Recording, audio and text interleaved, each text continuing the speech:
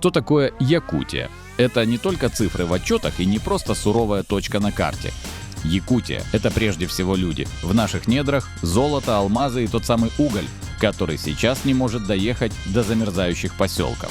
В 6 районах республики котельные на нуле, пока на улице минус 50. Нам говорят о долгах компаний и ожидании субсидий. Но разве люди, живущие на богатейшей земле мира, должны выпрашивать тепло как милостыню? Износ сетей ЖКХ превысил 80%. Мы платим огромные счета, но деньги уходят в песок, а трубы гниют. Пока недра приносят миллиарды прибыли, наши почты и дома промерзают насквозь. Это не просто технический сбой.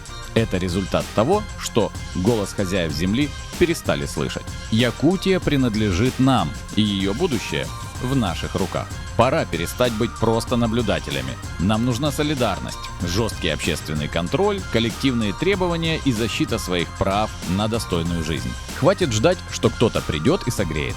Пора самим наводить порядок в своем доме. Якутия – это мы. И мы имеем право на тепло и уважение.